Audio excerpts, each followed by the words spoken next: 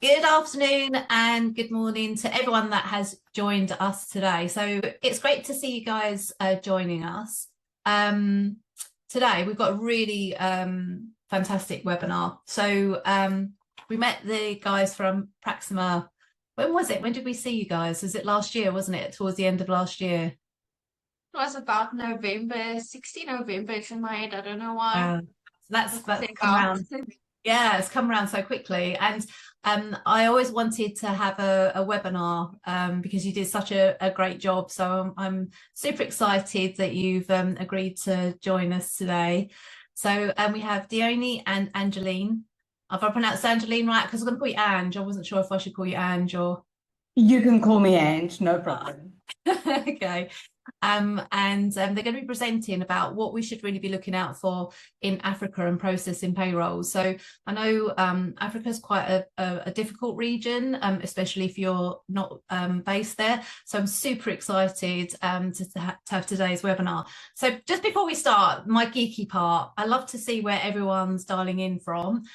So if you could just put in chat where you're dialing in from, that'd be fantastic. I know usually we have people from Canada, the States, UK, Europe. Oh, here we go, Cape Town. Oh, congratulations. Hello. I've just heard from Dione that you've had a hot summer. And we can't wait to have that over here in the UK. So thank you for letting us know where you're dialing in from. If you do have any questions, could you please put them on chat? So we're going to be going through different countries, and at the end of each country, if you do have a question, we'll answer it there and then. So I'm going to shut up. You'll be happy to hear. Come off camera, and I'm going to pass it over to you guys. Thank you so much. Perfect. Thank you so much. Good afternoon, everyone. And thank you for joining this webinar. Thank you to Mel and the team at the GPA for facilitating this meeting and providing us with the opportunity to speak to you. So by way of introduction, my name is Angeline Stavakis. I'm the Sales and Marketing Manager at Praxima. Joining me today is my colleague Diane Ferreira. She's Praxima's Tax and Compliance Manager. Our webinar today is going to be on and we wait for it, avoiding payroll pitfalls in Africa. So we're going to be chatting to you today about the tax updates and the compliance risks across the continent. I'm going to hand over to Diane now just to run through the agenda and the topics that we'll cover. Awesome. Thank you, Ange. Okay, so before I do a brief overview of what we're going to cover, I just want to say, firstly, thank you for the opportunity, and we are excited about the session. And then also, we've included quite a few countries, so it is a packed agenda. However, we can speak to, for example, Nigeria alone for the entire session, because there's just so much, to say about each and every specific country. But what we've done is we've condensed it to, some topical issues that we've experienced lately. But then also, I want to add that with these issues, even though it's maybe, for example, an issue that we are experiencing in Nigeria or Tanzania, the pitfall, the payroll pitfall, is actually a principle that you can apply to all of the other countries in Africa. So yeah, just because we're dealing with a specific issue, for example, in Tanzania, it does not necessarily mean that this issue is country specific. These are common trends across Africa. So we'll start off this session with a brief introduction about what is tax compliance and why it is important. And then you'll see we have Nigeria on the list, we have Tanzania, Uganda, and then Botswana. We've included a nice, not just to not make it just tax related, but a little bit of a leave discussion about what's happening in Botswana. Then we're going to talk about Kenya, Senegal, South Africa. And then to end us off, we're going to talk about just some updates in other African countries. And these are primarily updates to, tax rates and social security rates and so forth. All right. Let's start. Tax compliance, what does it mean and why is it important? Now, there's a lot of different definitions as to what the actual meaning of tax compliance is, but in summary, it's the adherence of individuals and businesses to tax laws and regulations of a specific jurisdictions. Of specific jurisdictions. This is a definition that I resonated most with. I'm not going to go through the entire definition, but in summary, what does the law says, and am I compliant with the law? Now, unfortunately, sometimes people think that tax compliance is just the, the job of the tax compliance manager or compliance manager, but in reality, it's actually, the responsibility of everyone within your organization, from tax compliance manager to your payroll administrator, and to, as you'll see in Tanzania, actually the employees as well. So when we think about tax compliance, it's really, and compliance in general, everyone needs to buy into this topic and really take it to heart. And I like the saying, if you think compliance is expensive, try non-compliance. And this is so true. And you'll see it's especially true when it comes to Africa jurisdictions and the penalties that employers face when they are non-compliant. Now, just the way that I like to think about compliance is that you have your substantive compliance, which is basically your compliance that deals with the specific tax legislation and your tax charging provisions. But then also you have administrative compliance, and that's to make sure that you're actually filing on time and that you're paying returns on time. And the reason why I like the distinction between this two concepts is because different penalties might be, if you don't file on time, you might be liable for a set penalty, versus where if you not applying the tax legislation correctly, then you might be liable for another type of penalty. And then, why is it important? Now, obviously, we know if not, non-compliance leads to penalties and interest. But what a lot of people don't know is that non-compliance can actually lead to criminal sanctions. I've had experience where employer, I think it was in South Africa, where they literally charged that employer on a criminal basis for not filing, I think it was 2 or 3 null EMP 201 returns. And they had to stand in the criminal box at the criminal court explaining why did they not, file this return in time. So it is so, so, so important. And then just, not to scare everyone in the webinar, but just to see, what is the type of penalties that you're facing across in some jurisdictions if you are non-compliant. Now, in South Africa, for example, you face an administrative penalty of 10%, but let's say you incorrectly apply the provisions of a tax act and maybe it was done so fraudulently or very negligently, that penalty can go up to 200%. So it is extremely important. All right, I am moving now on to our first country, and that is Nigeria.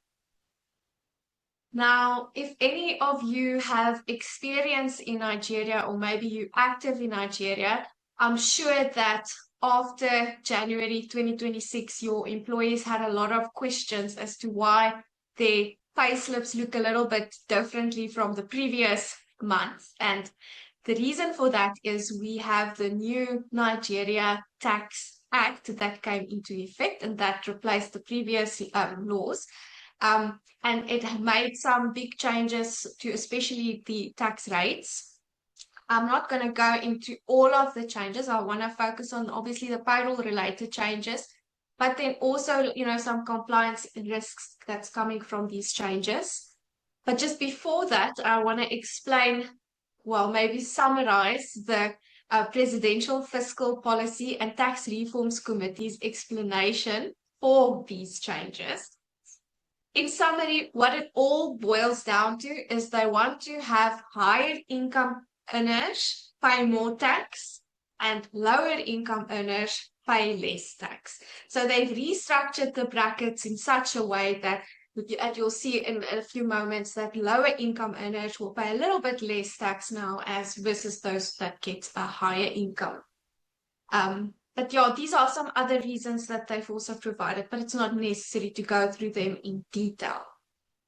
Now, the first payroll-related change, well, not really payroll, but more individual in this specific scenario, is that resident individuals in Nigeria are now taxed on their global income, so all wherever in the world they get income from.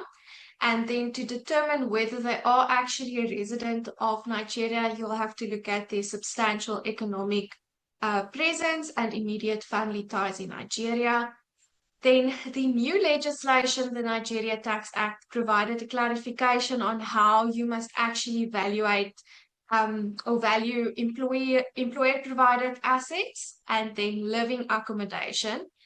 This is not really a change, but it's like a welcome explanation. In summary, when we're dealing with employer-provided assets, now this is obviously a benefit in kind. It's a employer-provided asset. How do you value it? So it's 5% of the amount that the employer spent in acquiring the asset. And if, for example, the employer doesn't know what the value was when or what the amount was when he acquired the asset, then it's going to be 5% of the market value of the asset.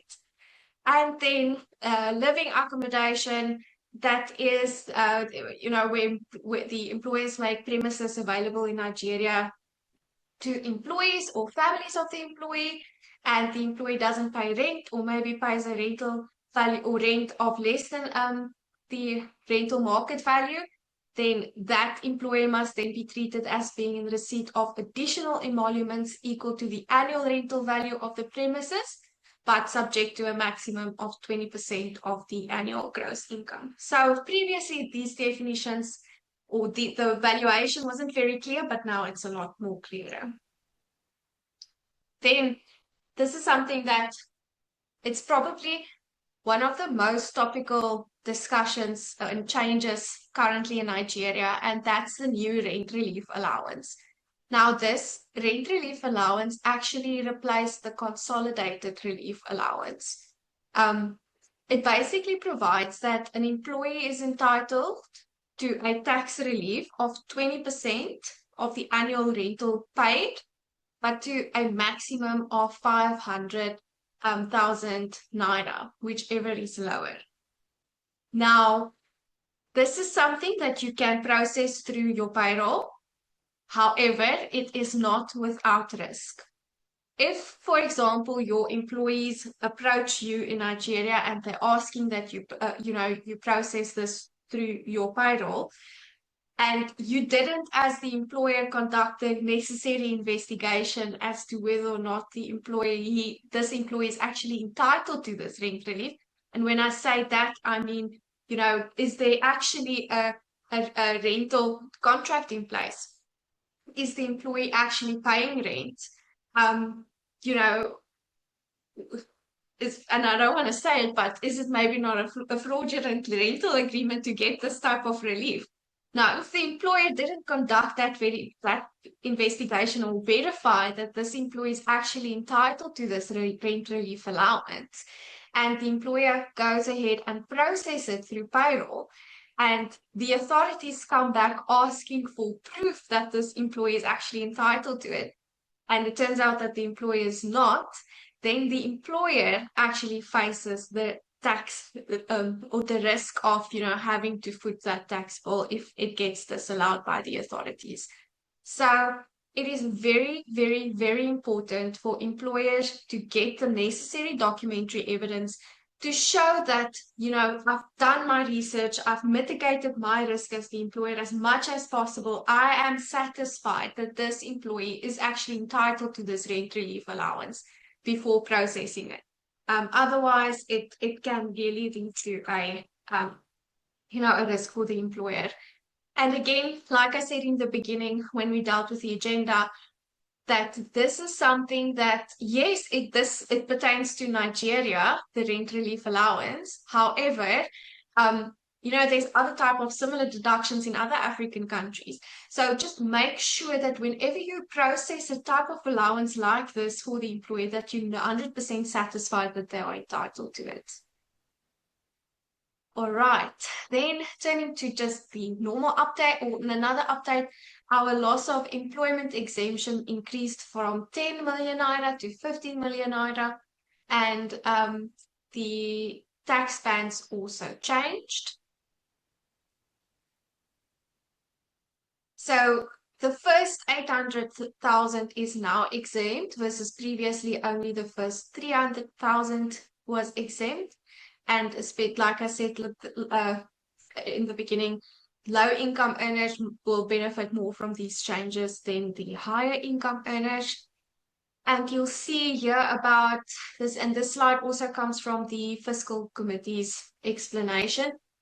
Here, when they get about 30 million in annual gross pay, that's more or less where they will start to pay more tax.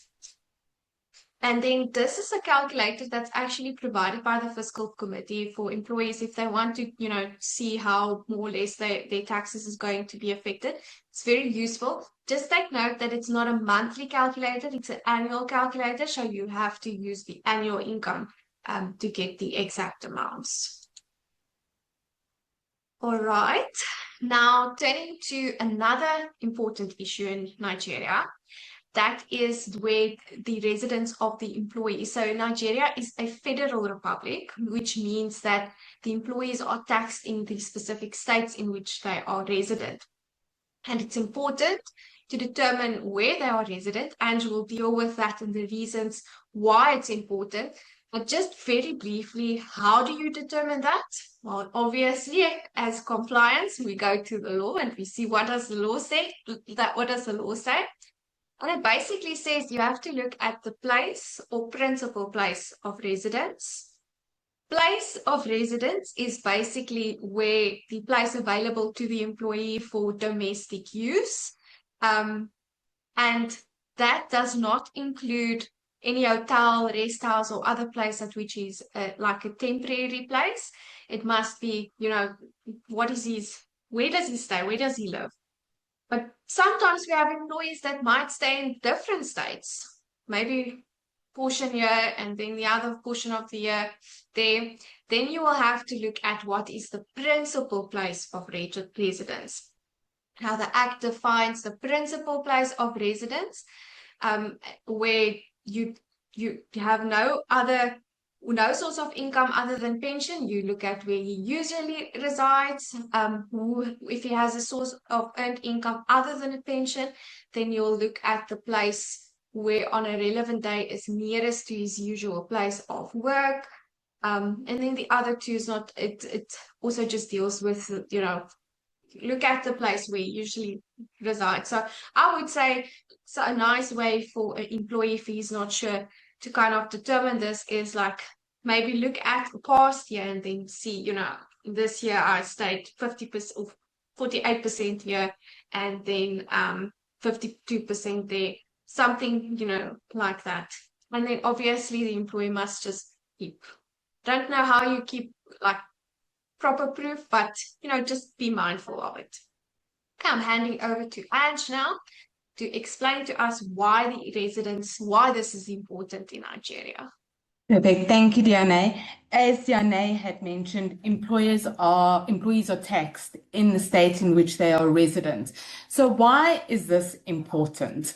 Firstly, it determines the correct application of your pay-as-you-earn liability. So Nigeria has 36 states with one federal capital territory. Now, what makes it complicated in Nigeria is that each state operates and has its own filing and payment solution or framework. There's no standardized reporting across all the states. So employers must comply with these requirements for the employees' tax state residents. Now, what does that practically mean for you as an employer? If you're an employer and you've got an employee in Lagos, Abuja, and River State, for instance, you have to register as an employer with these three states. You would get a state income tax registration number, and you would then have to file and make statutory payments to each of these states. Now, no shoe fits all, or not one shoe fits all. Each of these states, as I mentioned, has their own filing and payments workflow. So I'm going to use Abuja and Lagos as an example. In Lagos, you would file monthly and you would remit payments on a monthly basis. Where in Abuja, you would remit payments on a monthly basis, but there's only annual filing. It is very, very important, especially in Nigeria, to adhere to the compliance and legal framework for this and remitting your pay as you earn correctly. I've heard many horror stories from clients where their GMs and CEOs have been arrested. Not only that, I lived in Nigeria for 4 years and saw this practically, where the authorities will come with policemen, lock your premises, and arrest any senior management. So it really is critical. It's not a fairy tale. Make sure and try your best to remain compliant within Nigeria. Awesome. Oh, no pressure for employers in Nigeria. I'm going to move on to Tanzania. Is there any questions on Nigeria before I move on? We haven't got any just as yet. Okay, awesome. Well, not awesome. Please ask your questions, but I'm going to move on so long. All right, Tanzania. Now, in Tanzania, when you have employees in Tanzania can have obviously more than one employer, but they must decide who is going to be the primary employer and who is going to be the secondary employer. Now, the secondary employer must actually withhold tax from that employee at the highest tax rate. It's the employee's responsibility. So remember I said tax compliance can sometimes be the responsibility of the employee as well, within an employer tax perspective. It's the employee's responsibility to inform the employer that, this employer is my secondary employer. Now, if this employee fails to do so, he can be treated as making a false or misleading statement to the commissioner.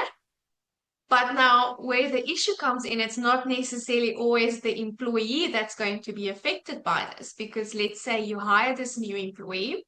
This employee did not say to you that you are the secondary employer, so you withheld the tax, based on the normal tax rates. You, as the employer, then go and submit your employer tax return on the tax portal. But the tax portal calculates a higher tax to be withheld, and that does not match your payroll calculations. But now you must foot this extra tax because this is what the portal say you must withhold.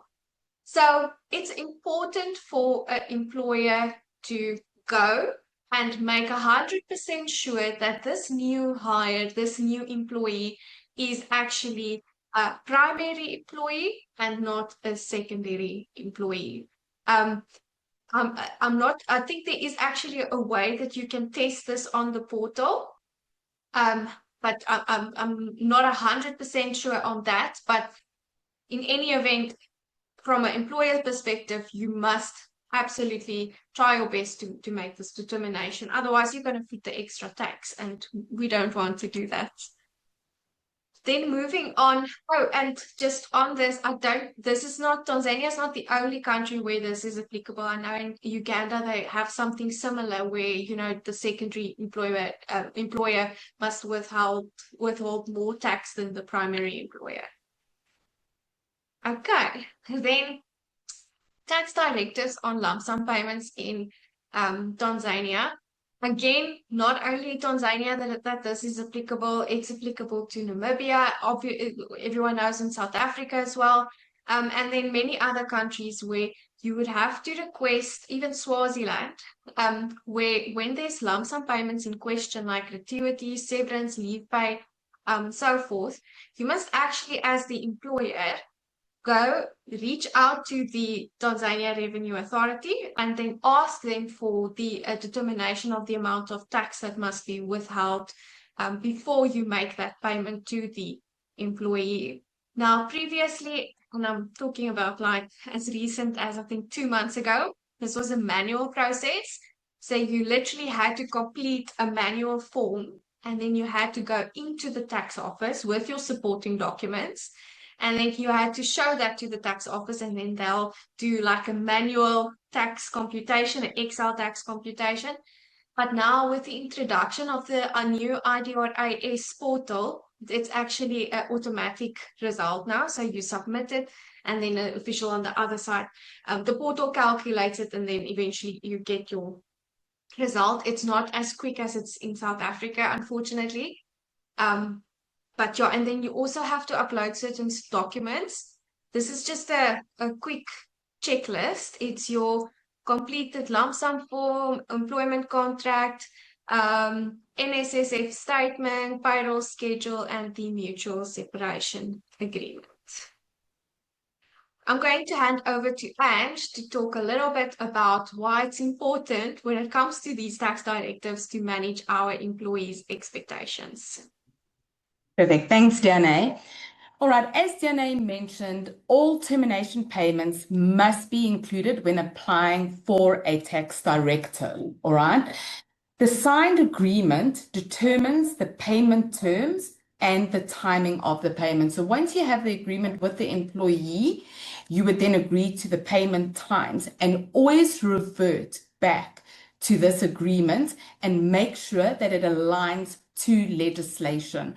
What we've seen recently with the case study is that there was a misalignment between what the client had verbally agreed to with the employee and what was actually said in that termination agreement.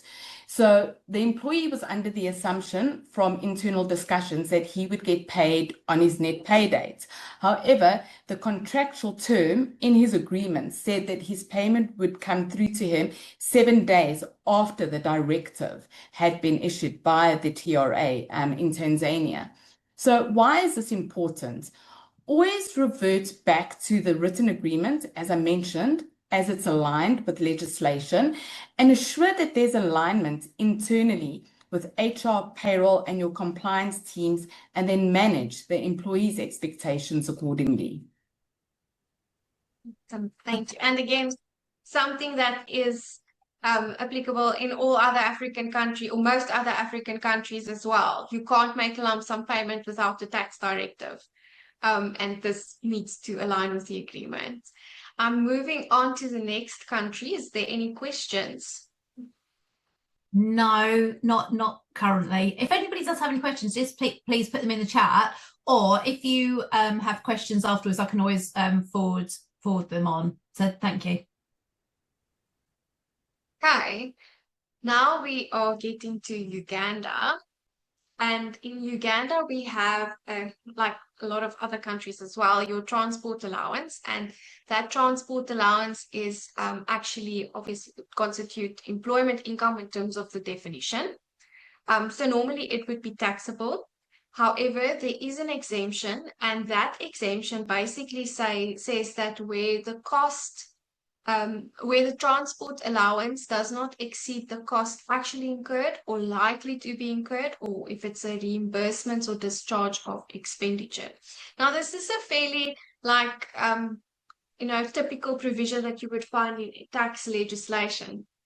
But what I want to talk about on this is that the document management aspect of it, because yes, it might be a reimbursement, or it might be the cost that's actually incurred for this work-related trip that the employee is, or the travel that the employee is doing. But if the employee does not keep proof, and again, tax compliance is everyone's responsibility.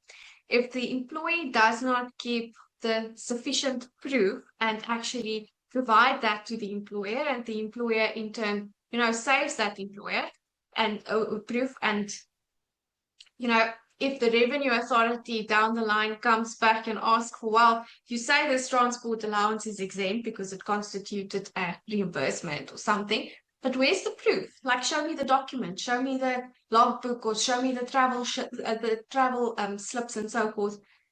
Then that ultimately means that the revenue authority is going to treat this as taxable, and this has happened. Especially in South Africa, I've seen this happen many times, but all over Africa. And then who ends up footing that tax bill? It's going to be the employer. So when you are exempting a transport allowance, as an example, make sure that you have enough proof to substantiate that. And also look at your specific in-country legislation, because different countries might require something else. Some countries might set out specifically that you need to have a logbook present. So be wary of that, and apply your minds when processing something like this in your payrolls. How we get to Botswana. Before you go, I'm sorry. There's a comment on here. It says, this may be a bit off topic. However, treatment of affordable housing levy, AHL, on bonus payments, is AHL applicable to bonus payments?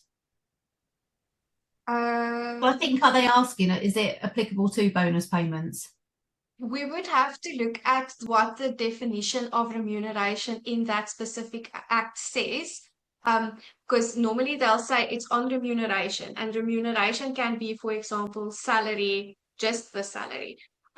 In most countries, I've seen that bonus is typically excluded from remuneration, or the definition is not wide enough to cover something like that. It would be, for example, wages. Now, wages or salary is something that's paid monthly, whereas bonus is this extra thing that comes across, So normally it would, those types of instances, it would then not be.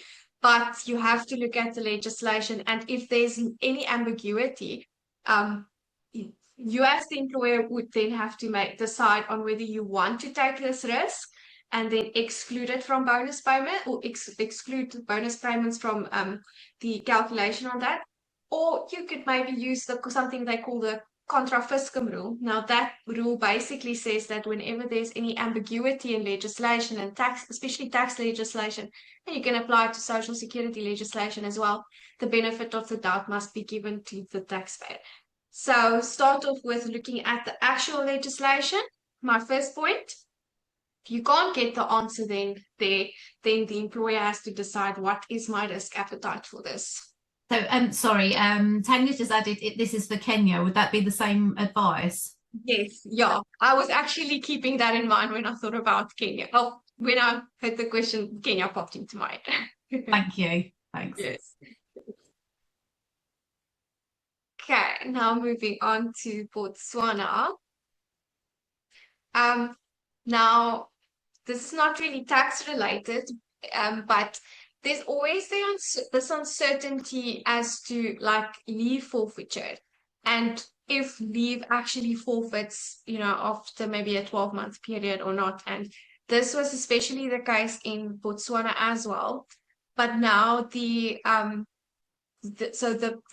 Employment and Labour Relations Act, this act has now been assented to. It's currently on notice, which means that the authorities have not yet given it the rubber stamp to commence, but it is there. So we're literally just waiting for, go ahead, we can now apply this legislation.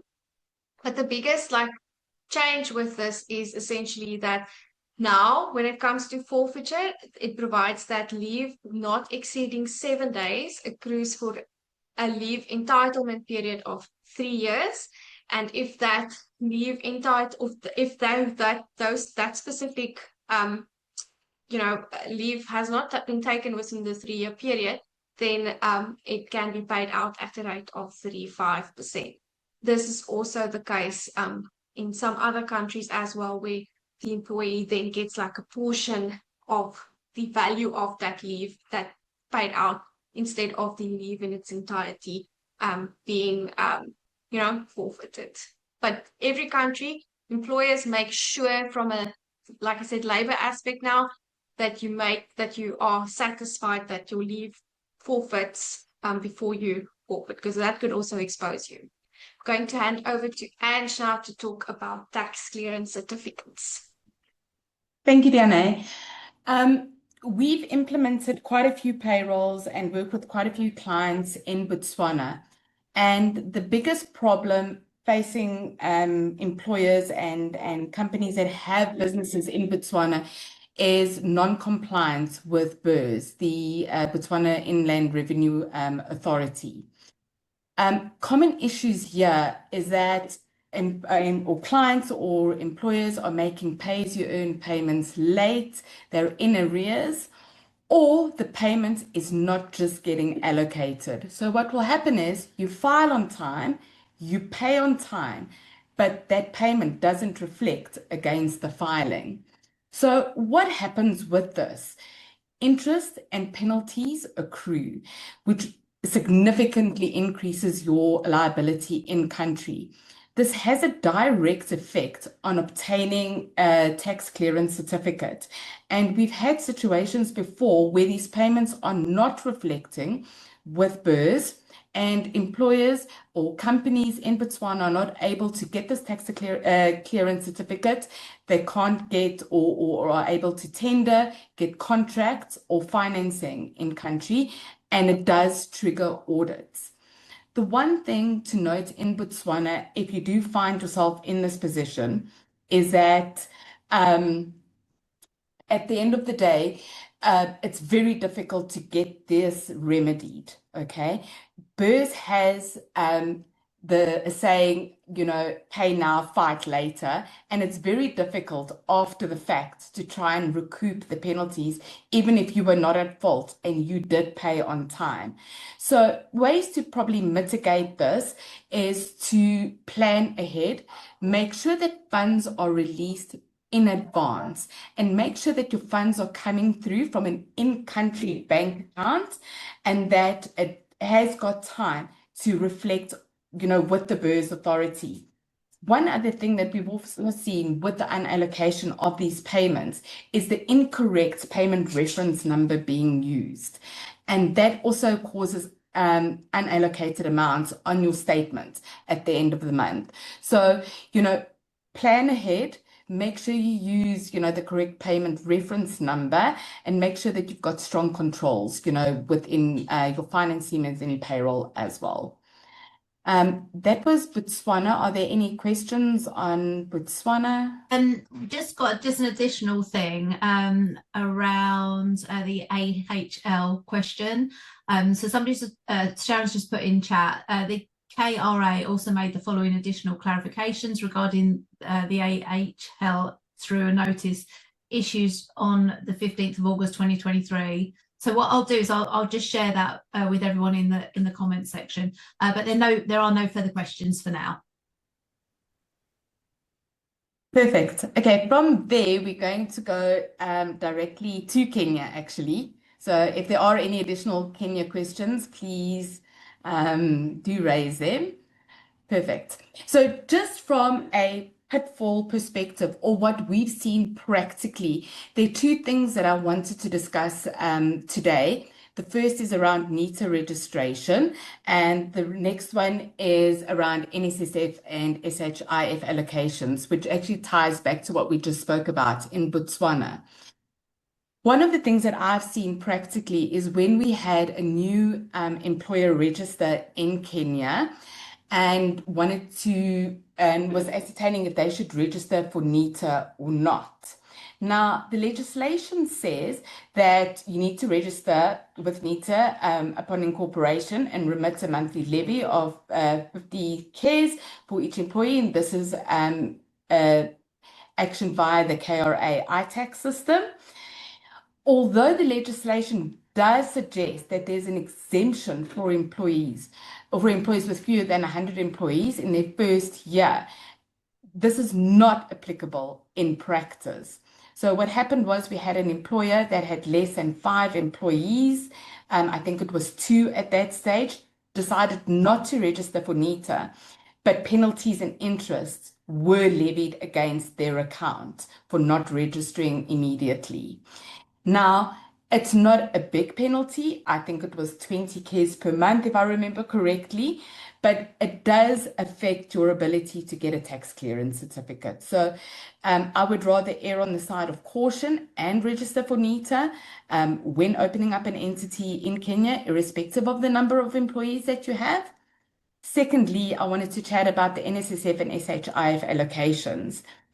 It's very, very important to make sure that your SHIF and NSSF payments are allocated on a monthly basis. So once you've filed and you've made the payments, that the correct payment is matched to the filing using the correct payment reference numbers as issued upon at the time of filing. The issue here is when employers do make these payments, they're not automatically allocated. And what happens is they sit in a suspense account, and this trickles down to employees. At the end of the day, they're not able to get healthcare, for instance. They will go to a doctor, they would get turned away. The way that we assist is actually getting the NSSF and SHIF filing physically stamped at the authorities with the proof of payment to ensure allocation.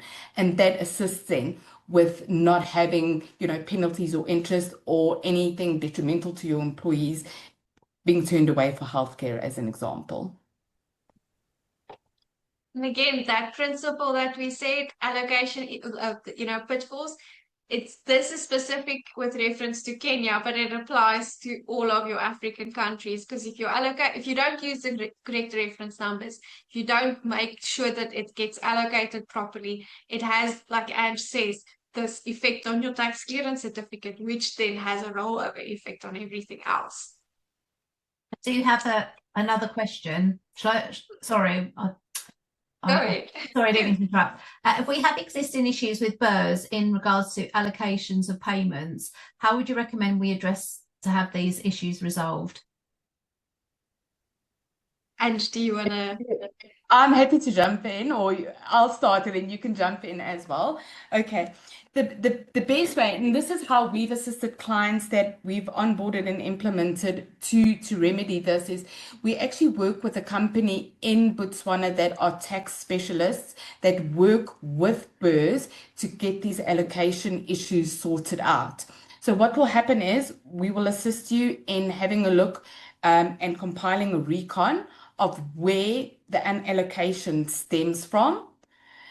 We will then collect your proof of filing plus your proof of payments.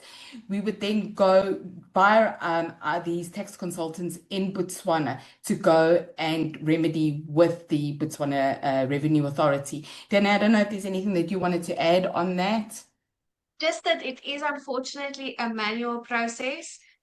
In South Africa, the nice thing is you have like these online routes that you can follow, but in Botswana, you have to actually go into the BERS office.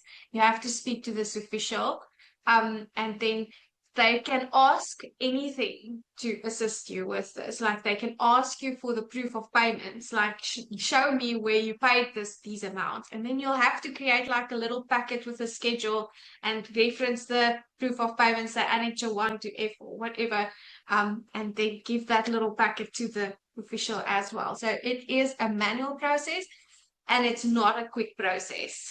It can take a substantial amount of time, unfortunately. So I'm very sorry to hear that you're struggling with that in Botswana, because it is really a big play.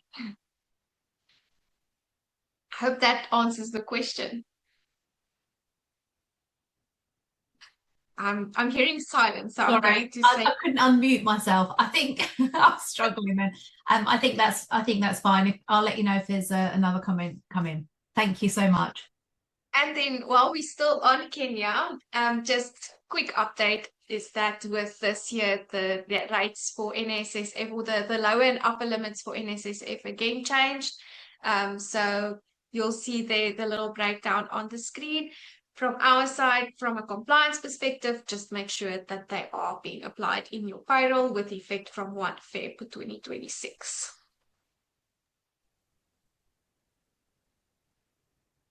I'm handing over to Ange to speak to us about Senegal. Okay, perfect. Thank you very much. So just from a personal experience and implementing payrolls, one of the most trickiest regions for me in terms of processes and understanding different solutions when it comes to filing and payments is Senegal. I first of all want to start with the importance of family parts. And this is critical at the onboarding stage in terms of payroll implementation, that this is set up properly, and then bringing a new employee onto payroll. So while not a direct deduction from taxable income, the employee's family situation, so we're talking about the number of dependents, spouse, children, their age and relationship, is factored into the IRPP calculation.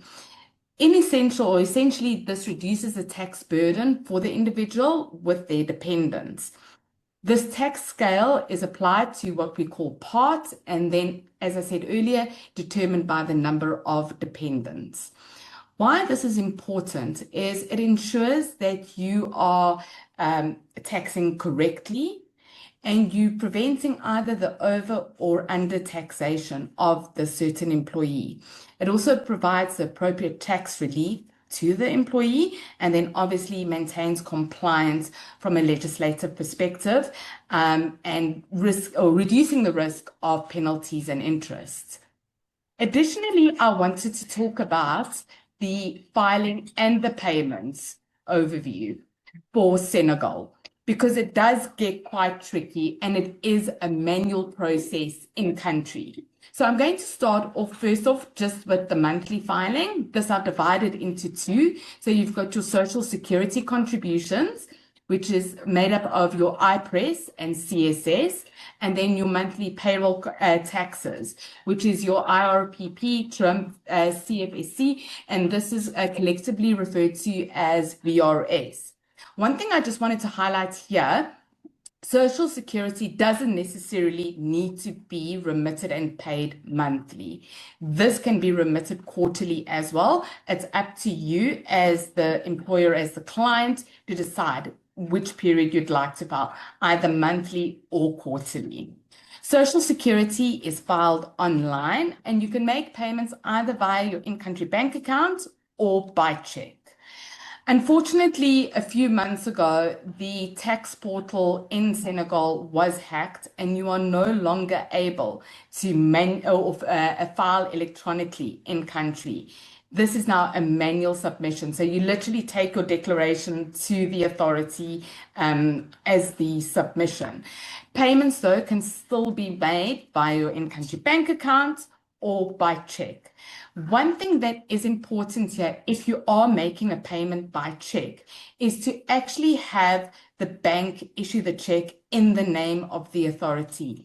We have heard of cases where fraud does take place and the payments do not end up being allocated against your account. So a bank guaranteed check in the name of the authority is the safest and best route to go. All right, then just from an annual basis, you have your DAS, which is your annual tax return. This is a submission that's completed online.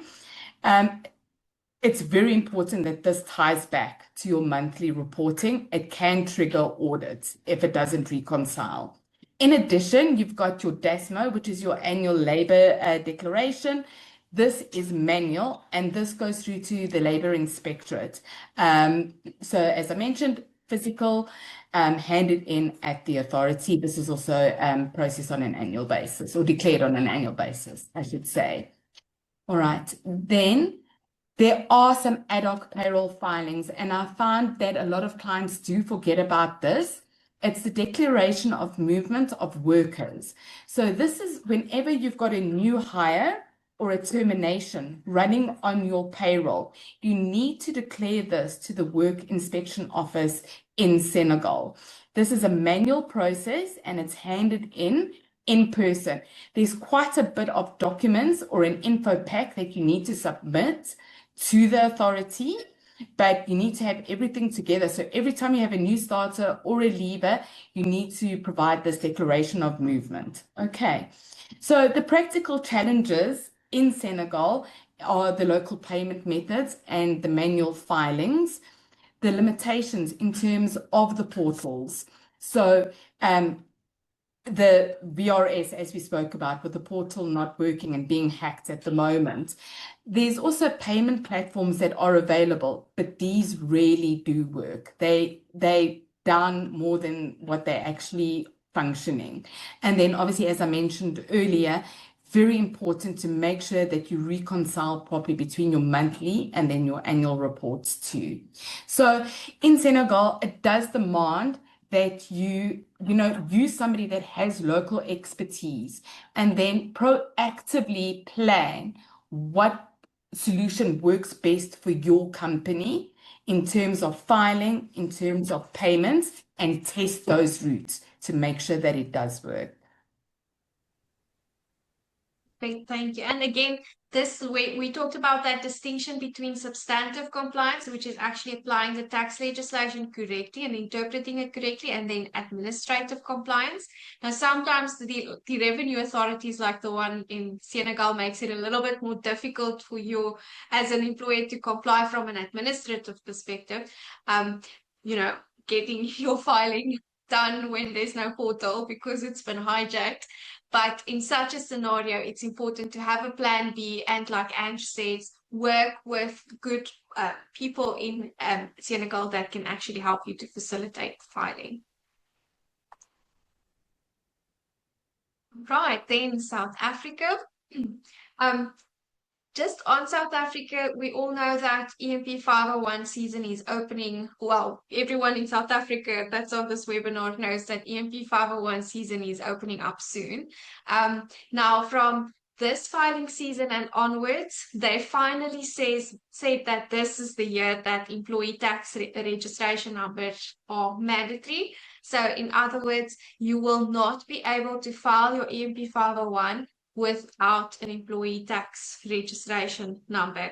I recall having to do a resubmission not too long ago, and in that instance, there wasn't an employee tax registration number. And it didn't allow you to proceed with the resubmission up until you actually got that employee tax registration number. So, employers beware and don't wait until the last minute, because if you get errors and you can't get the employee tax registration number, you might be late. And then in South Africa, this is just a summary of all that recently changed. We know that our tax bands changed, and they said it's to align it more with inflation. They've increased the amount of subsistence allowances. They've increased the traveling allowances rates, again, to make it in line with inflation. Finally, we get a little bit of a bigger medical rebate when you're paying medical aid. And then another welcome change is that our retirement fund contribution, the tax relief that we get there is a little bit higher than that which was the case previously. Something that has also changed in South Africa is the definition of remuneration proxy. Now, this definition becomes applicable when you are especially evaluating or valuing fringe benefits. So it says when it comes to your remuneration proxy, which is actually most the income that you're using for the previous year, using that amount, you must now include your foreign income as well. And then just some additional changes which are interesting is that they've increased the tax-free investment that you can have per year. They've increased the donations tax threshold to 150,000. VAT registration threshold has also been increased. This is not obviously payroll related, the specific aspect, but it is a change that was welcomed by a lot of South Africans. The rest of the changes is really changes to, certain amounts that's in the Income Tax Act, long service awards, to the extent that there's exemptions and so forth that applies to that. That has also been increased. Compensation that's paid to an employee on death, and just to note very importantly that this exemption applies only when that death is as a result or during the course of employment. But yeah, that's also increased. We have some changes to our bursary scholarship amounts. That's also increased. Bravery rewards, value that's placed on immovable property. So when you are determining what the value is, or the fringe benefit value for using immovable property by employee, these amounts have also changed, and the abatement as well. But yeah, this is really just a summary of it, and it's not substantive legal changes, it's just the amounts. I'm going to move on to the last portion of our webinar. I'm pausing to ask if there's any questions. Yes. We have one question. When are the changes effective in South Africa as of the new tax year or Jan 1st? So for South Africa, did I Yes. correctly? Yeah. So that's basically these changes that we've run through now. Like most of them, except for remuneration proxy, has to do with just the rates and so forth that increased, and especially the tax bands that's changed to align it a little bit more. But what date do they change from? Is it the 1st of January? 1 March. 1 March. Okay, thank you. Yeah. I don't think the legislation has actually been promulgated yet. But what they do every year is they announce the changes with the budget speech, and then somewhere in March or April, they actually promulgate the actual legislation, making it like official, but then they backdate it with retrospective effect from 1 March 2026. So if you look at all SARS's correspondence and websites, or on their website, you'll see that they applied strictly from 1 March 2026. Thank you.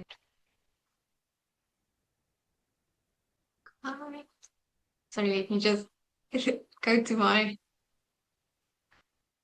Okay, the rest of these slides are also just, changes to rates. Egypt, for example, the social security rates, the minimum and maximum insurable wage on which you base your social security, or the amount that you need to pay over to social security, that's increased for 2026, effective 1 Jan 2026. In Ghana, our SNIT level, that is also changed, which is the maximum insurable earnings level, that's increased also with the effect from 1 Jan 2026. And you'll see a lot of these changes, especially the ones that I've seen, like, for example, in Ghana, the authorities won't necessarily publish, they won't necessarily make it like known on the internet, if I can put it like that. But they'll send letters to the employers directly. So if you are, for example, working in a company that is processing payrolls, and you do not have a direct line with some of these authorities in Ghana, it's important that you liaise with your employers to make sure that they didn't get any correspondence that's important for your payroll purposes. Yeah. Then Malawi, from 1 Jan. So let me backtrack just one step. They've also changed their tax rates, but they did so at a funny time. They published the bill on the 30th of December 2026. And in that bill, they did not say that these rates are with effect from 1 Jan 2026. So it seems as if the effective date is actually 30 December 2025. So question is, if my employees are paid on the 31st of December 2025, what tax rates must I use? Now, I think that, to be honest, was more or less like I think the legislature could have been a little bit more specific and specifically say it's with effect from 1 Jan 2026. But there is the understanding in Malawi that it applies from 1 Jan 2026. So, and I think that was, yeah, that wasn't the Revenue Authority, unfortunately, said it's effective 30 December 2025, but practically it would have been impossible to apply. And I know on the ground, everyone treated this change from 1 Jan 2026. Now, also on that, I mentioned the contra fiscal rule. So whenever you have a case like this where there's a little bit of ambiguity or you do not understand because the legislation is not clear, then the benefit of the doubt when it comes to interpretation must be given to the taxpayer. Then lastly, Zambia, again, letters to employers that has been issued to say that the NACSA rates has also changed, and that meant that the maximum monthly amount payable to employer and employer statutory contributions increased to that amount, which I'm not going to try and pronounce in English. But yeah, that's basically what we had on the agenda for today. These last countries is really something that you can use maybe as a reference point or check to make sure that you are applying all the new rates in your payrolls correctly. Do we have any more questions? No, I don't think we have any more questions, but I will say that's a bumper amount of information in 1 hour. So thank you so much. And I can imagine there's even more, but thank you so much. That was fantastic. So well, I have been asked, will we share the slides? So we will share the slides and then recording with everyone. If anybody wants to get in touch with you, are you okay for them to contact you via LinkedIn? Yeah, welcome to contact us. We, as you can see, very passionate about anything payroll compliance and tax related. So if they want to ask us questions, you'll find us smiling.